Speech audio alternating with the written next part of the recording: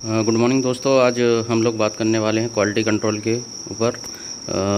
Quality control का उपयोग mostly जो लैब प्रैक्टिसेस हैं उसमें किया जाता है और इसके बारे में हमको बिल्कुल बहुत ही कंप्लीट नॉलेज होना चाहिए कि कैसे हमको रिजल्ट्स को इंटरप्रेट करना है या कंट्रोल डाटा जो है उसको इंटरप्रेट करना है, और उसके आधार पर ही जो हमारा कंट्रोल डाटा है वो रिजेक्ट स्टेट में है कि इन कंट्रोल में है, इसका पता लगा सकते हैं। तो इसके लिए कुछ रूल्स बनाए गए हैं जिनको वेस्टगार्ड रूल्स बोलते हैं। इन रूल्स के बारे में बात करेंगे हम लोग। तो मैं डॉक्टर एस के सूत्रकार, चलिए शुरू करते हैं। तो जैसा कि मैंने बताया कि क्वालिटी कंट्रोल लेबोरेटरी टेस्टिंग के लिए बहुत ही इम्पोर्टेंट है, और इसमें हम जो पेशेंट है उसको इंश्योर करते हैं या उसको विश्वास दिलाते हैं कि जो हम टेस्ट लगा रहे हैं, जो टेस्ट हम लगा रहे हैं उसकी जो रिपोर्ट है वो बिल्कुल एक्यूरेट है।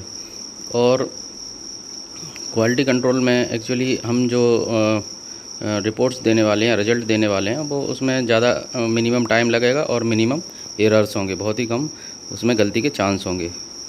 तो इन दोनों चीज़ों को अचीव करने के लिए, एक्यूरेसी और प्रिसीजन के लिए ये क्वालिटी कंट्रोल के टेस्ट लगाए जाते हैं। अगर हम एक्यूरेसी और प्रेसिजन के बारे में बात करें तो एक्यूरेसी में एक्चुअली जो आपका रिज़ल्ट है या जो डाटा है, कंट्रोल डाटा, वो इसकी ओरिजिनल वैल्यू है एक्चुअल वैल्यू के बहुत ही क्लोज होता है। और इन केस ऑफ प्रेसिजन जो क्लोजनेस है टेस्ट रिज़ल्ट की to the other same sample with the same reagent with the multiple time, यानी इसका मतलब है कि जो प्रेसिजन का मतलब है कि बार बार जो हम कंट्रोल टेस्ट लगा रहे हैं और उसका रिजल्ट जो है वो एक ही जगह बार बार आ रहा है, तो इस सिचुएशन में उसका प्रेसिजन बढ़ जाता है। यहाँ पे एक आप डायग्राम देख सकते हैं कि जो फर्स्ट केस है इसमें हमने 5 कंट्रोल लगाए हैं, और हमारा जो मेन टारगेट है वो सेंटर में है कि हमारे जो रिज़ल्ट हैं वो सारे के सारे जो हैं वो सेंटर्ड होना चाहिए। लेकिन इस फर्स्ट ग्राफ में आप देख सकते हैं कि 5 जो कंट्रोल लगाए हुए हैं और इन कंट्रोल्स के रिज़ल्ट अलग अलग आ रहे हैं। तो इस तरह से इसका अगर हम इंटरप्रिटेशन निकालें, इस टाइप के जो रिज़ल्ट्स आते हैं, तो इनमें इसका मतलब है कि हम जो टेस्ट रन कर रहे हैं उसकी ना तो कोई एक्यूरेसी है और ना ही कोई प्रेसिजन है। दूसरे केस में हम देख सकते हैं कि जो डाटा है, कंट्रोल डाटा है, वो एक जगह कॉन्सेंट्रेट हो गया है। तो यानी पांचों के पांचों जो आपके कंट्रोल लगाए हुए थे हमने, वो एक जगह पे आप देख सकते हैं आ रहे हैं। और इसमें हम कह सकते हैं कि इसमें एक्यूरेसी नहीं है लेकिन हाई प्रेसिजन है। हाई प्रेसिजन इसका मतलब है कि बार बार वही जो डाटा है, वही कंट्रोल डाटा है, वो एक ही जगह पे आ रहा है टेस्ट में, तो इसको हाई प्रेसिजन में रखते हैं और एक्यूरेसी इसकी बिल्कुल कम होती है इसमें। तीसरा जो आप चार्ट देख सकते हैं, इसमें हमने देखा है कि इसमें जो सेंटर्ड में ही सारे रिज़ल्ट आ रहे हैं हमारे, या मीन के आसपास ही सारे रिज़ल्ट आ रहे हैं पांचों सैंपल्स के कंट्रोल के। और उसके अलावा बार बार टेस्ट लगाने के बाद भी ये जो रिज़ल्ट हैं या कंट्रोल डाटा के रिज़ल्ट हैं वो सेम पॉइंट पे आ रहे हैं। तो इस सिचुएशन में जो हमारा कंट्रोल डाटा है उसकी हाई एक्यूरेसी है और हाई प्रेसिजन है। तो ये इस तरह से हम एक्यूरेसी और प्रेसिजन को पता कर सकते हैं। अब बात करते हैं क्वालिटी एश्योरेंस के बारे में। तो इसमें हम पेशेंट को एश्योर करते हैं, पेशेंट को या क्लिनिशियन को, कि जो हम रिज़ल्ट दे रहे हैं वो बिल्कुल करेक्ट हैं और बिल्कुल एक्यूरेट है और बिल्कुल प्रिसाइज हैं। तो इस तरह से हम एक एश्योरेंस देते हैं, तो इसको बोलते हैं क्वालिटी एश्योरेंस। और क्वालिटी कंट्रोल इस क्वालिटी एश्योरेंस का ही एक पार्ट है, जिसमें कि हम टेस्ट लगाते हैं और उन टेस्टों को या उन कंट्रोल्स को इंटरप्रेट करते हैं। तो ये दोनों में छोटा सा अंतर है। अब क्वालिटी कंट्रोल के बाद हम बात करें तो क्वालिटी कंट्रोल 2 तरह से कर सकते हैं। एक कहलाता है इंटरनल क्वालिटी कंट्रोल, और इंटरनल क्वालिटी कंट्रोल में जो क्वालिटी चेक होता है वो internally with the non samples के साथ में किया जाता है। जो हमारे पास नॉन सैंपल हैं तो उनको रन किया जाता है और इंटरनल क्वालिटी कंट्रोल को मेंटेन किया जाता है। इसके 3 इम्पोर्टेंट पार्ट होते हैं। पहला होता है प्री एनालिटिकल पार्ट, उसके बाद दूसरा होता है एनालिटिकल पार्ट और तीसरा होता है पोस्ट एनालिटिकल पार्ट। तो ये 3 जो हैं वो इंटरनल क्वालिटी कंट्रोल में आते हैं। इसके अलावा हम एक्सटर्नल क्वालिटी कंट्रोल भी कर सकते हैं। इसको करने के लिए जो एक्सटर्नल एजेंसीज़ होती हैं उनके द्वारा सैंपल्स भेजे जाते हैं लैब में टेस्ट लगाने के लिए, और उस सैंपल्स के जो रिज़ल्ट हैं या कंट्रोल के जो रिज़ल्ट हैं उन एजेंसीज़ को वापस भेज दिए जाते हैं। और उसके बाद हम लोग ये सोचते हैं कि जो एजेंसी है वो हमको क्वालिटी एश्योरेंस का सर्टिफिकेट देगी। तो इसमें जैसे WHO हो गया, ISO सर्टिफिकेशन हो गया, इस टाइप की जो एजेंसियां हैं तो ये सब एक्सटर्नल क्वालिटी कंट्रोल में आती हैं और ये लैब को क्वालिटी कंट्रोल का सर्टिफिकेट दे सकती हैं। तो जैसे मैंने बताया था, इंटरनल क्वालिटी कंट्रोल में हम प्री एनालिटिकल जो अप्रोच है उसको देखेंगे। तो इसमें सबसे पहले हम पेशेंट का जो आइडेंटिफिकेशन करते हैं कि जो हमारे पास पेशेंट आया है वो करेक्ट पेशेंट है, उसी पेशेंट का हम सैंपल लगा रहे हैं। दूसरा, उसकी जो सैंपल की लेबलिंग है उसमें कई बार गलती के चांस होते हैं, एरर के चांस होते हैं, उसको प्रॉपर्ली चेक किया जाता है। उसके बाद जो बायल जिसमें हमने सैंपल लिया हुआ है वो सही बायल है, मतलब प्लेन बायल में लेना है तो प्लेन बायल में ही लिया गया कि नहीं, EDTA में लेना है तो EDTA में ही लिया गया कि नहीं। तो इस तरह से करेक्ट बायल का उपयोग होना बहुत ज़रूरी है। तीसरा, ये करेक्ट वॉल्यूम, जो प्रोपोर्शन हमको ब्लड का लेना चाहिए या जो भी सैंपल का प्रोपोर्शन होना चाहिए कि उतना प्रोपोर्शन में हमने लिया है कि नहीं लिया है, और उस सैंपल का या स्पेसिमेन का प्रॉपर ट्रांसपोर्ट। तो ये सारे के सारे जो पैरामीटर्स हैं ये प्री एनालिटिकल अप्रोच में आते हैं।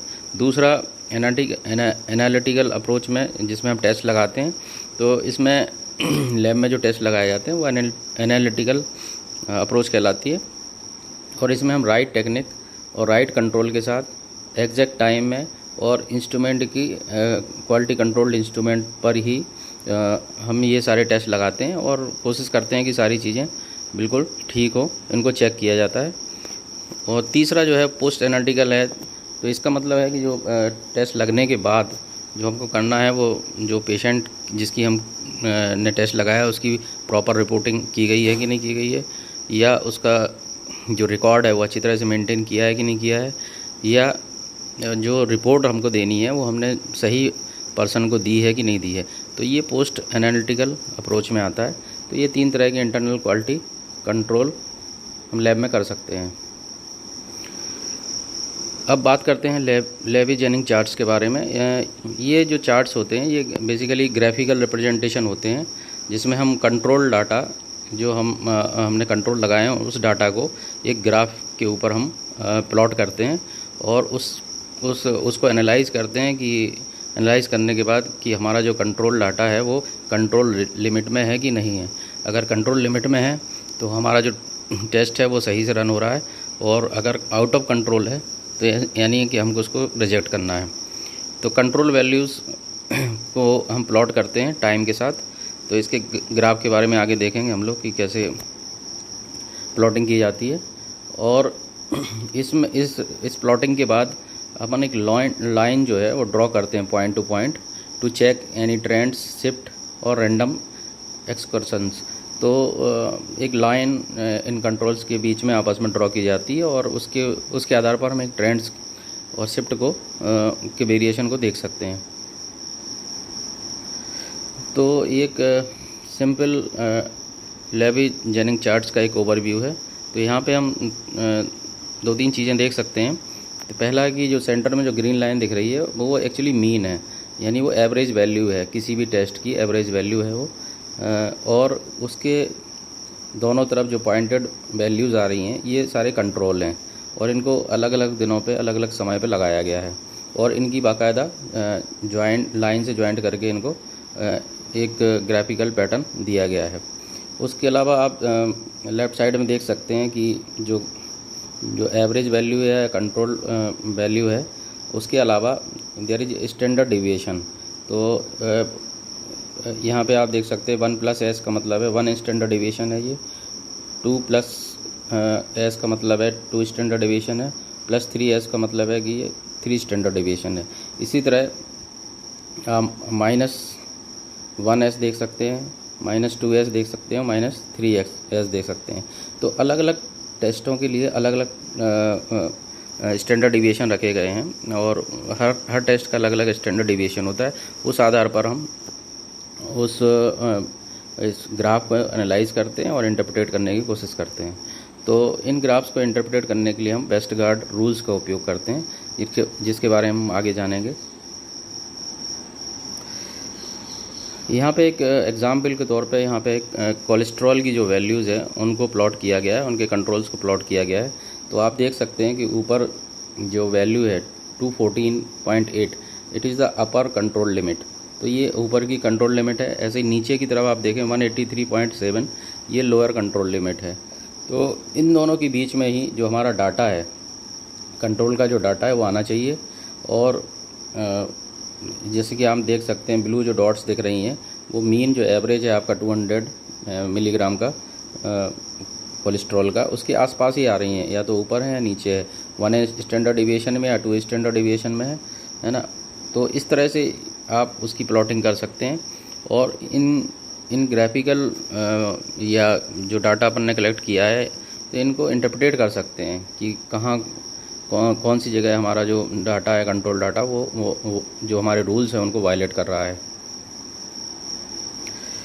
तो वेस्टगार्ड रूल्स के बारे में जानेंगे कि ये मल्टी रूल क्वालिटी कंट्रोल के लिए यूज़ होते हैं और इसमें जो डिसीजन हम ले रहे हैं या क्राइटेरिया है और जो कंट्रोल के रूल्स हैं, तो उनके कॉम्बिनेशन के बाद एक क्लियर कट डिसीजन लिया जाता है कि जो टेस्ट हम लगा रहे हैं या कंट्रोल हम लगा रहे हैं वो इन कंट्रोल है, आउट ऑफ कंट्रोल है। तो ये हमको बहुत ही इम्पोर्टेंट है कि ये डिटरमाइन करता है कि जो हमने एनालिटिकल रन या जो टेस्ट हमने लगाया है वो कंट्रोल है, आउट ऑफ कंट्रोल है। तो इसको पता लगाने के वेस्टगार्ड रूल्स बनाए गए हैं। तो यहाँ पे 6 इंपॉर्टेंट वेस्टगार्ड रूल्स का हम इंटरप्रिटेशन के लिए यूज़ करते हैं। पहला जो कहलाता है 1-2s रूल है, इसके बारे में हम आगे जानेंगे। दूसरा है 1-3s रूल और तीसरा है 2-2s रूल और चौथा है 4-1s रूल और पांचवा है R-4s रूल और 10वां है 10x रूल। तो ये 6 तरह के जो रूल्स बनाए गए हैं, अगर जो हमारा कंट्रोल डाटा है इन रूल्स को वायलेट करेगा तो हम उस सैंपल को या उस कंट्रोल डाटा को या टेस्ट को रिजेक्ट कर देंगे। तो 1-2s जो रूल है इसमें आप देख सकते हैं कि यहाँ पे हम 2 सैंपल रन करते हैं और ये बेसिकली एक वार्निंग टाइप का रूल है। इसमें सैंपल को रिजेक्ट नहीं किया जाता है, लेकिन एक वार्निंग सिग्नल की तरह इसमें लिया जाता है। तो इसमें आप देख सकते हैं कि 2 कंट्रोल हमने लगाए हैं, जिसमें से 2 कंट्रोल में से एक कंट्रोल जो है वो 1s रूल को जो है वो वायलेट कर रहा है ना। तो इसमें हम इस टेस्ट रन को रिजेक्ट तो नहीं करते हैं, लेकिन एक वार्निंग सिग्नल ज़रूर होता है और इसके बाद जब ये 1-2s को वायलेट करता है, इसके बाद हमको 1-3s लगाना होता है। तो ये एक वार्निंग सिग्नल होता है। तो यहाँ पे आप देख सकते हैं कि एक जो रीडिंग है कंट्रोल की वो -3s के बाहर जा रही है। तो इस तरह से 2 में से अगर एक इस तरह से कंडीशन आएगी तो इसको 1-2s का वायलेशन कहा जाएगा। तो 1-2s को कंफर्म करने के लिए 1-3s रूल को अप्लाई करते हैं। इसमें एक सिंगल कंट्रोल मेजरमेंट अगर आपका जो है वो +3 या -3 कंट्रोल लिमिट से एक्सीड हो रहा है तो ये 1-3s का वायलेशन माना जाता है और इस सिचुएशन में हम जो टेस्ट रन लगा रहे हैं उसको रिजेक्ट कर सकते हैं। तीसरा है जो वो 2-2s रूल है। इस रूल्स में आप जो पुराना डाटा है उसको भी लिया जाता है, कंट्रोल डाटा, और इसमें हम देखते हैं कि 2 कंजुगेटिव क्वालिटी कंट्रोल जो हैं, 2 जो हमने क्वालिटी कंट्रोल लगाए हैं वो 2s प्लस और माइनस 2s के बाहर ही हैं दोनों। तो इस सिचुएशन में भी हम इसको रूल 2-2s का वायलेशन कहते हैं और इस सिचुएशन में भी सैंपल या टेस्ट रन को रिजेक्ट कर सकते हैं। इसके अलावा चौथा रूल है 4-1s रूल। इसमें आप देख सकते हैं कि पुराना डाटा भी इसमें जो कंट्रोल्स का है उसको लेते हैं और इस सिचुएशन में आप देख सकते हैं कि 4 कंजुगेटिव जो कंट्रोल हैं वो उनकी जो रीडिंग है वो 1S या 1S स्टैंडर्ड है या स्टैंडर्ड डिविएशन है उसके बाहर आ रही हैं। तो जब 4 वैल्यूज़ एक साथ में 1S या 1 स्टैंडर्ड डिविएशन को वायलेट करती हैं तो इसको 4-1S रूल का वायलेशन कहा जाता है। और इस सिचुएशन में भी हम जो टेस्ट या जो एनालिटिकल सैंपल है उसको रिजेक्ट कर सकते हैं। इसके अलावा R4S रूल है। इसमें आप देख सकते हैं कि इसमें जो कंट्रोल डाटा जो है वो -2 SD और +2 SD को एक्सीड कर रहा है दोनों तरफ। आप देख सकते हैं कि एक जो डाटा है ऊपर वाला ये +2 SD को मतलब एक्सीड कर रहा है और दूसरा जो है वो -2 SD को एक्सीड करता है। तो जब इस तरह का जो सिचुएशन होता है और इन दोनों के बीच में जो रिजल्ट है वो लगभग 4 SD यानी 4 स्टैंडर्ड डिविएशन का डिफरेंस आ रहा है दोनों के बीच में, इसलिए इसको R4S रूल कहा जाता है। तो जब इस टाइप की प्लॉटिंग होती है ग्राफ के ऊपर तब भी हम इस सैंपल को जो है या टेस्ट एनालिटिकल रन को रिजेक्ट कर सकते हैं। और छठवां रूल है कि इसमें आप देख सकते हैं कि जो पुराना डाटा इसमें कंट्रोल्स का लिया जाता है और साथ ही आप देख सकते हैं कि मीन के ऊपर सारे के सारे टेस्ट जो कंट्रोल रिजल्ट हैं वो आप मीन के एक साइड में ही देख रहे हैं, मतलब +1S या +2S या +3S के आसपास ही हैं और एक ही साइड में हैं। तो जब सारे के सारे कंट्रोल एक ही साइड में आते हैं तो उसको 10x रूल का वायलेशन कहा जाता है। तो इस सिचुएशन में भी हम जो अब हम टेस्ट लगा रहे हैं या एनालिटिकल रन कर रहे हैं उसको रिजेक्ट कर सकते हैं। तो ये कुछ 6 वेस्टगार्ड रूल्स थे, इनके बारे में आप अच्छी तरह से समझ लीजिएगा और पढ़ लीजिएगा।